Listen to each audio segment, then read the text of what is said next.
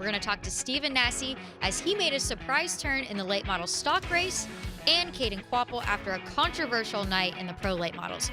Cars Tour Weekly, presented by 5-Star Race Car Bodies, is next.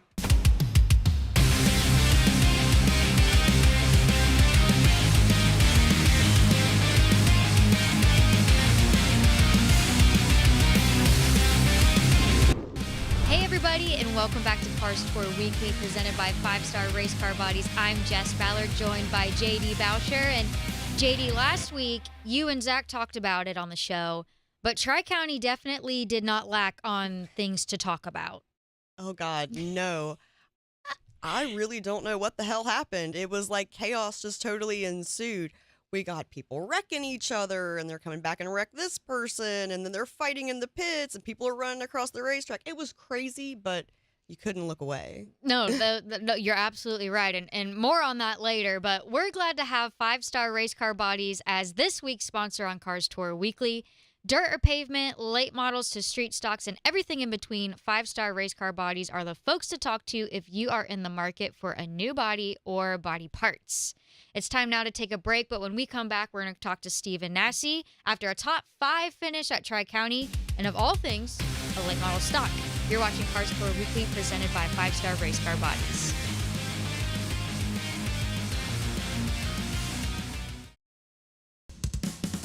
What creates a winning combination? Quality, focus, discipline, and most importantly, speed.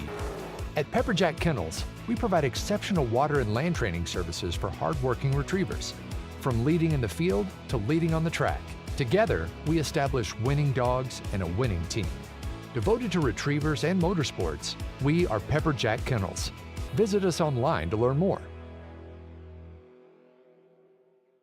HMS Motorsport is the leader in motorsport safety, providing the most advanced driver safety products to NASCAR, IndyCar, sprint cars, and sports cars drivers. From grassroots to professional racers, HMS Motorsport has over 25 years' experience outfitting drivers with the best gear on the market. Equipped with first-hand product knowledge, our experts are ready to help you select the best harness belts, seats, head restraints, helmets, and racing attire for your type of racing. HMS is even the exclusive importer for Schroth belts, Schubert helmets, and Valero base layers. Visit one of our stores in Mooresville, North Carolina, or Danvers, Massachusetts, or check us online at hmsmotorsport.com, where you can learn the details of our products and order online. Safety starts here. 5-Star Bodies, the most advanced bodies on the market, aerodynamically engineered, manufactured from the highest grade and lightest weight materials, tested tough for optimum performance. The highest quality and most durable products you'll find anywhere.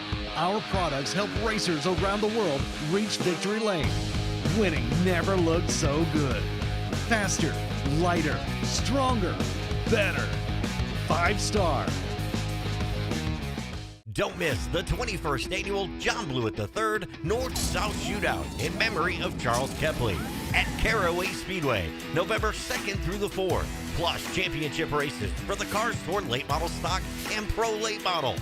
The ground-pounding Tour-type Modifieds race for $10,000 to win. Also racing the 602 Modifieds and more. It's the 21st annual North-South Shootout at Caraway Speedway, November 2nd through the 4th. For reserved tickets, camping, or info, visit carawayspeedway.com.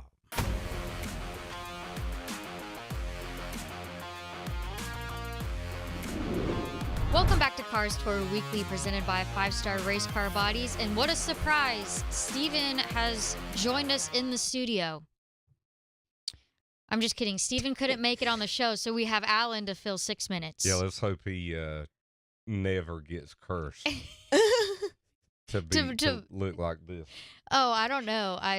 That's a really solid mustache. Yeah, well, we talked about that. We talked about that on the bull ring yesterday when we were in the same clothes we are now. Yep. And did you guys just hang him in the room? Say, in case I spill coffee on myself, I'm good. No, we've been here since yesterday. We haven't left. We've been locked in the Racing America headquarters for the last 24 hours. This is so weird.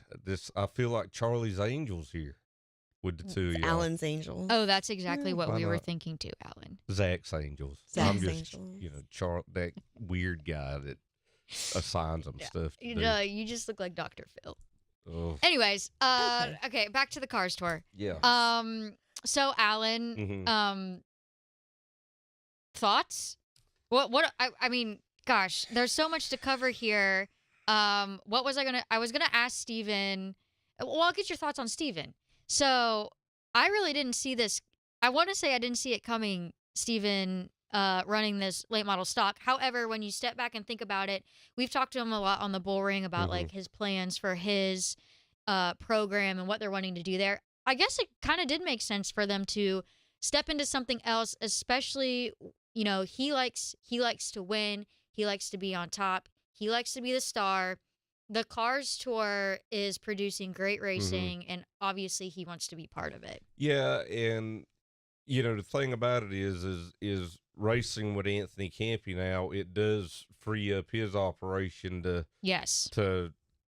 you know, focus on the late model stock. So I wouldn't be surprised at all, you know, early next year if he, you know, decides to run the late model stock himself out of his own shop, and then he'll have to take some serious thought as to, you know, what does he concentrate on? Does he try to go for a national super late model championship or the Southern Super Series championship, or, you know, does he make a decision to try and make a run at the Cars Tour Late Model Stock Championship? Yeah, because realistically, logistically, you couldn't do. You're gonna have a couple of weekends where there'll probably be some overlap to where I don't think you could do both. But you know, we've seen drivers do some pretty amazing things. I mean, I think even I don't know if Caden Honeycutt raced at Tri-County or not, but I know He ran that ARCA race. He ran the ARCA race and he won it, and I know that he has ran an ARCA race and the cars racing the same weekend and that sort of thing. So, you know, I wouldn't be surprised they're not going to just build that late model stock to run one race and then sell it. Right.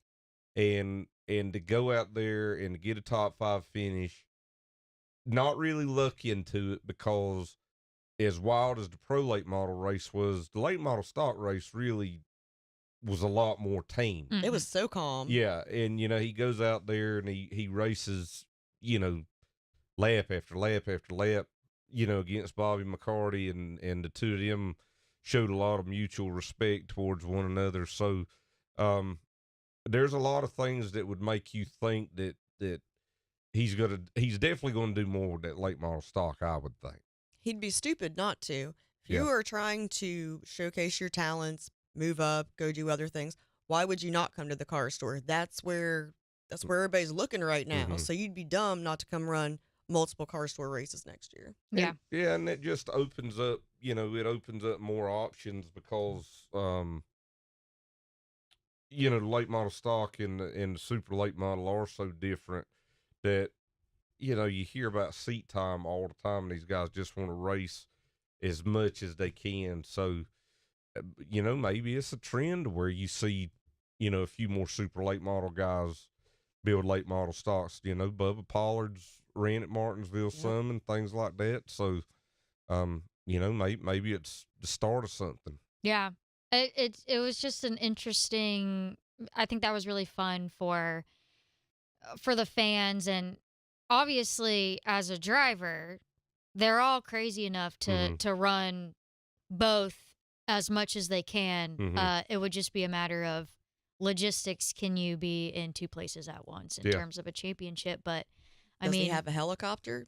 Just go on in. Oh, there you go. Keep that in mind. I've seen a lot of people. I know Jason Kitzmiller showed up to Franklin County Speedway in a helicopter, so it could happen. Some people show up to a racetrack in a ex-school bus. I mean, you never can tell. You never That's know. right.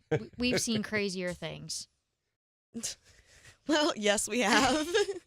So, okay, so where are we at now? We got time. For one Okay. more question. Well, let me ask you about the penalties then. You know, cars is in. I mean, and you know, JD, because you've worked with a series before, and I've worked with a series before. It's a hard thing to do because, you know, there are hurt feelings, and you want people to keep coming back and racing with you, and you do risk losing those that you end up penalizing by doing those things.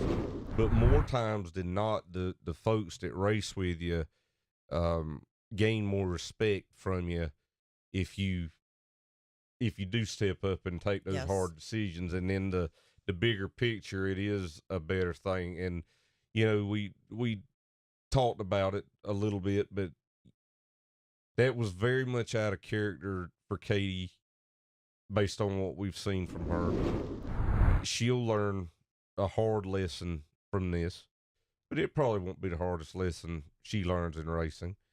And then, there were a couple other probationary deals, and then, adults that were penalized for acting pretty childish afterwards, and maybe that's a lesson too, because I tell my children not to fight when they don't get something right that they want. And it's a very, very hard deal. I mean, when you look at that initial contact on the back straightaway, at least when I look at it between her and Kvapil, I mean, they're door to door. It looks like racing to me. She can come back. I mean, I know she hit the wall a little bit, but it didn't look like she, messed the clip up or the frame. So just like they penalized Caden Kvapil on the racetrack, put him at the back. If you want to get technical about it, I don't know if they should have put him at the back. Mm-hmm. If you want to get real technical about it, because if it is just racing, like we're saying, then why'd you put him at the back? Right. Mm-hmm. But those decisions, unlike suspensions and fines and things of that nature, are on the fly. Yes. That's a baseball umpire. That's a football referee where you're having to make that call right then and there. Yep. And they did what they thought was right, and it ended up working out in the end.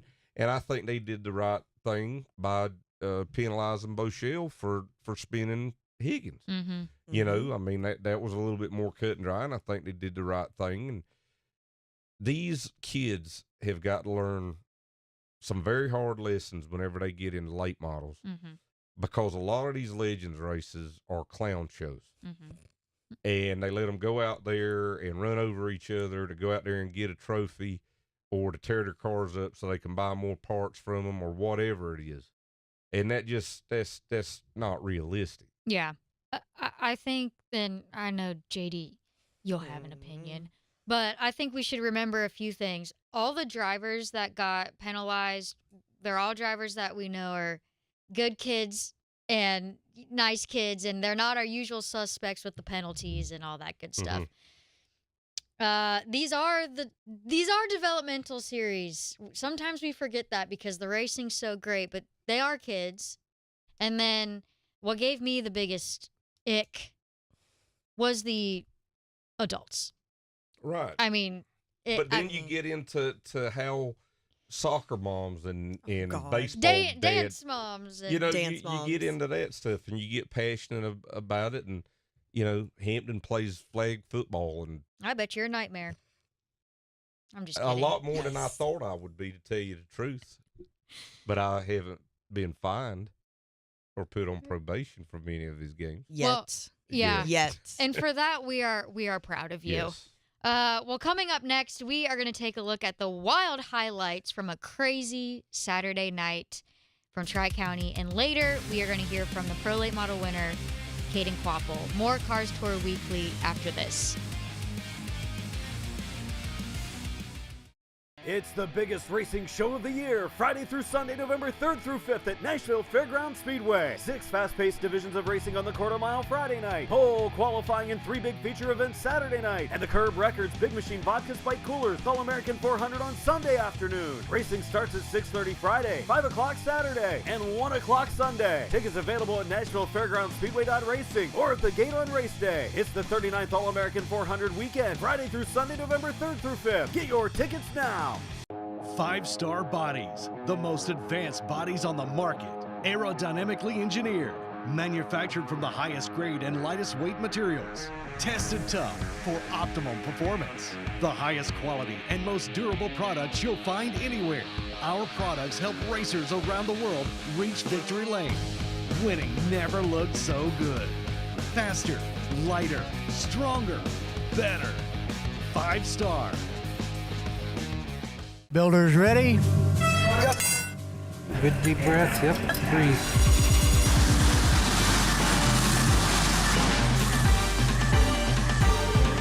Full pack on that side. Build these racing engines, fire them up, get that sound, get that smell. It's a fun 2 days. Oh yeah, we're good.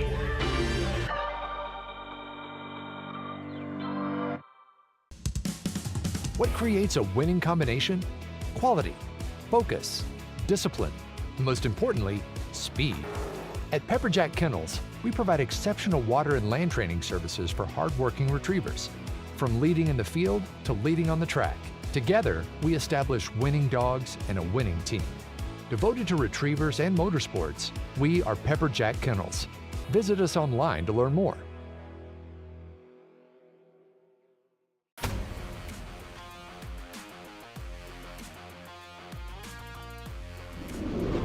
Welcome back to Cars Tour Weekly, presented by 5-Star Race Car Bodies. Jess and JD here with you again today. And JD, we've teased it a lot on the show, but Tri-County certainly did not disappoint.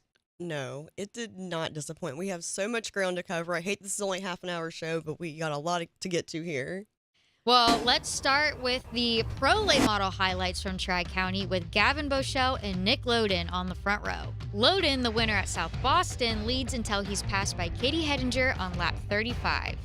Then Loden and the 28 of Brent Cruz get into it for second, eventually allowing Caden Kvapil to slide by in the 96 car. 19 laps to go, and following a restart, a heated battle for the lead ensues between the championship contenders of Hedinger and Kvapil. They make contact on the backstretch, sending Hedinger around, collecting Cruz, Loden, and others. Kvapil is sent to the back for his involvement in the incident and gets spun by Hedinger on the restart. Now the 9 of Ashton Higgins is out front of Bowsher on the last lap. Contact in the final corner sends Higgins around. Bowsher gets penalized, handing the win to none other than Caden Kvapil. JD, so much to digest here, but I think the situation that most people were talking about was the situation between Katie Hedinger and Caden Kvapil. Yeah, no doubt. They were at it all night, but then again, you also got to take into consideration that, yeah, she may have been getting retaliation on him for running him up the track, but in the same time, look at all the other cars that were collected. Look at all that other money sitting wrecked on pit road. So I think it was quite a bit too much. I saw a couple highlights. I think her dad agreed. So we'll have to see what transpires at Caraway. Hopefully not as much carnage. Yeah, no doubt about that. Now let's look at the late model stock highlights as Brennan Butterbean Queen gets an early advantage of the 43 of William Zawalich. A huge crash with 39 laps to go takes out several contenders running mid-pack. And as you can see, just nowhere to go as the track is completely backed up. Stephen Nassy and the 6 of Bobby McCarty battling for a top 5 finish here. Great race by those two and a chance to see two short trackers, normally from different disciplines, come to compete against one another. Dominant performance by Butterbean as he takes the win and now has a shot at the championship when the tour arrives at Caraway for the season finale on November 4th. And JD, the fallout from these events continues. We got a penalty report.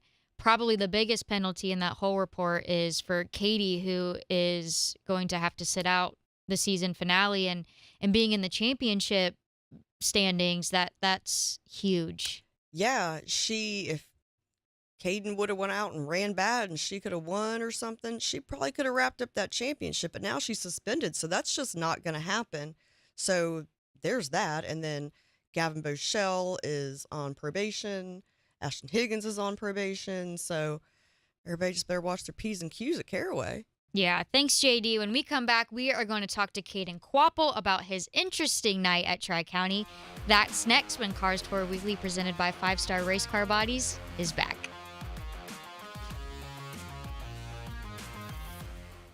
Don't miss the 21st annual John Blewett III North-South Shootout in memory of Charles Kepley at Caraway Speedway, November 2nd through the 4th, plus championship races for the Cars Tour late model stock and pro late models.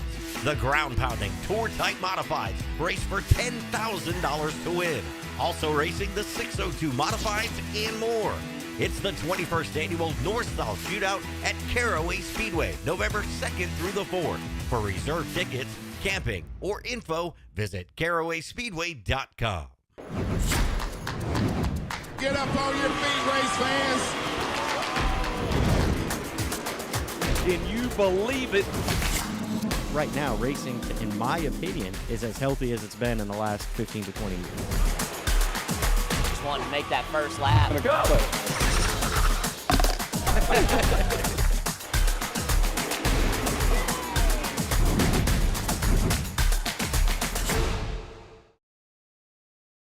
SRI Performance and Stock Car Steel are your all-inclusive motorsports warehouses with more than 450 product lines. They have everything to put you in victory lane, from professional racing to street performance. SRI and Stock Car Steel have you covered with leading brands as well as a large selection of steel, aluminum, and plastics. With locations in North Carolina and Indiana, access has never been easier. SRI has the world's largest inventory of used parts. SRI Performance and Stock Car Steel and Aluminum, your one-stop shops for everything racing. Builders ready? Yep. Good deep breath. Yep. Breathe.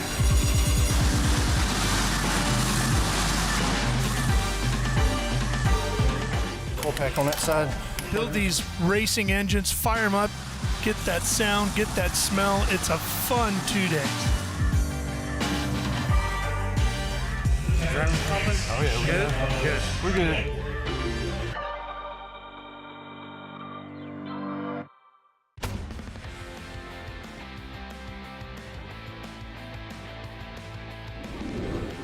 Welcome back to Cars Tour Weekly, presented by 5-Star Race Car Bodies. We are joined now by the Pro Late Model winner from Tri-County this past weekend, Caden Kvapil. Caden, thank you for joining us.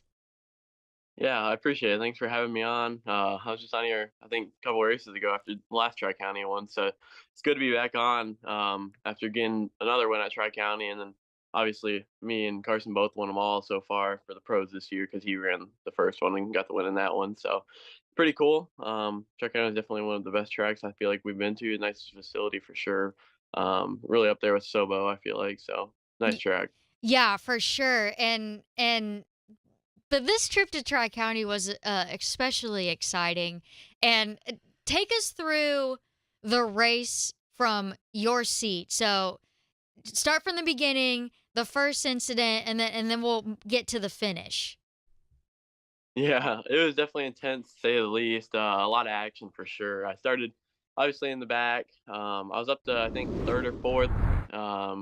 On one of the restarts with Brent and Katie on the front row, I was right behind him in third, fell back to fourth, got back up, passed Brent for second. And then from there, we were pretty good, I thought. We had a yellow with about 20 or so to go, I think. I was able to get a good restart with Katie, get to the lead for about 2 laps, but she was still on my outside. I never could fully get clear, so I was trying to give her the most room I could, but using up the track to where I needed it for me. And then obviously we came together out of turn 2. I feel like it was more a racing incident than anything, but I mean, a lot of people have their own thoughts on that and opinions, but I got a little free under her on her inside, hit that bump coming out of 2, and it really felt like it threw the nose into her door, and we ended up hitting wheels, kind of just sent us both to the inside.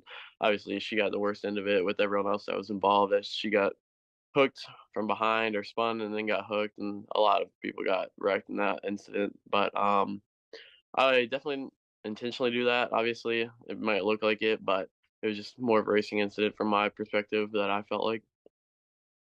Yeah, definitely. I agree with that. I think it just looked like a racing incident.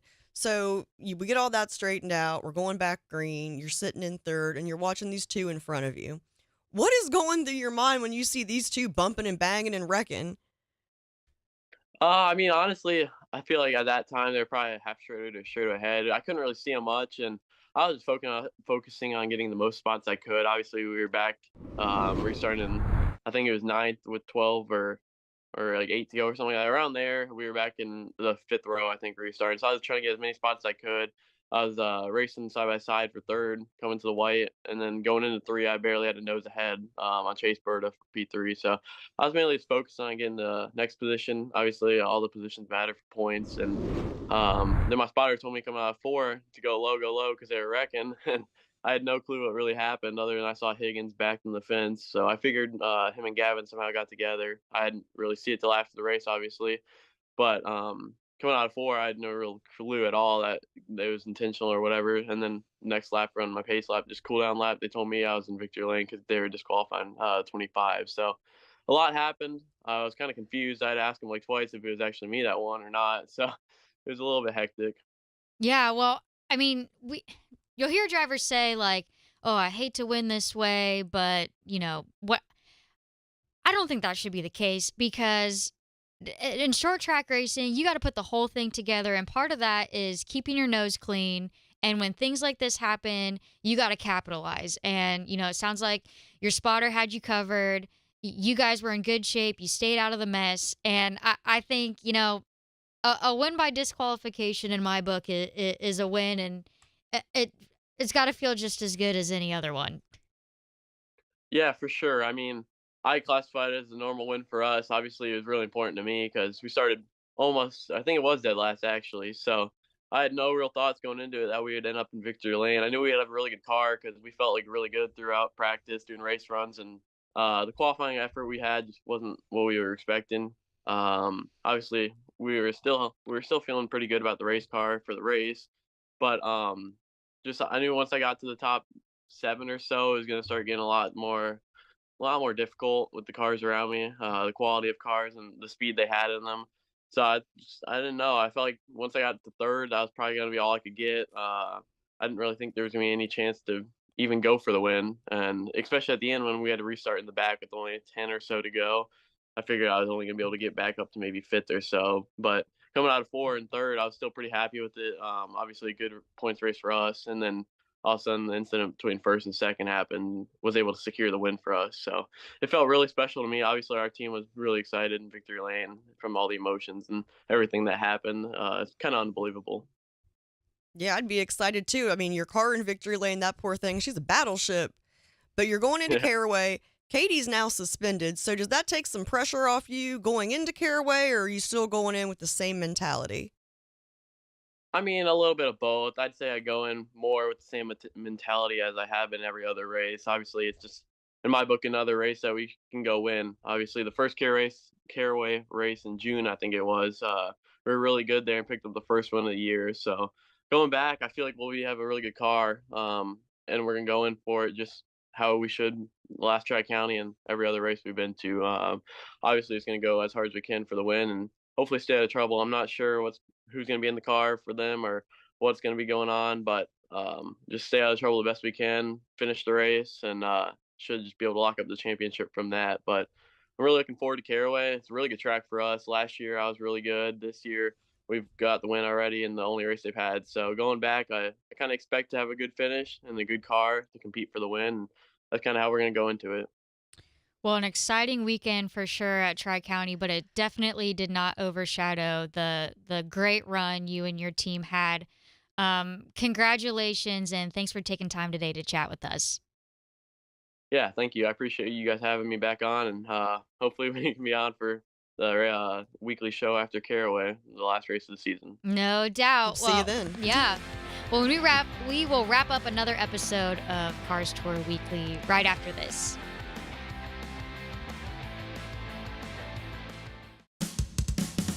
What creates a winning combination? Quality, focus, discipline, and most importantly, speed. At Pepperjack Kennels, we provide exceptional water and land training services for hardworking retrievers. From leading in the field to leading on the track, together we establish winning dogs and a winning team. Devoted to retrievers and motorsports, we are Pepperjack Kennels. Visit us online to learn more. Welcome to Raceface Digital Collectible Cards. Are you a driver or a team looking to expand your brand? Want to connect with your fans, give sponsors more exposure, and earn income from all card sales? Then Raceface Digital has you covered. Digitize your brand with 5 different collectible cards. Enrollment is now open to all drivers and all series. Visit racefacedigital.com today and use invite code RA1. Don't miss the 21st annual John Blewett III North-South Shootout in memory of Charles Kepley at Caraway Speedway, November 2nd through the 4th. Plus championship races for the Cars Tour late model stock and pro late models. The ground-pounding tour-type modifieds race for $10,000 to win. Also racing the 602 modifieds and more. It's the 21st annual North-South Shootout at Caraway Speedway, November 2nd through the 4th. For reserved tickets, camping, or info, visit carawayspeedway.com. 5-star bodies, the most advanced bodies on the market. Aerodynamically engineered, manufactured from the highest grade and lightest weight materials. Tested tough for optimum performance. The highest quality and most durable products you'll find anywhere. Our products help racers around the world reach victory lane. Winning never looked so good. Faster, lighter, stronger, better. 5-star.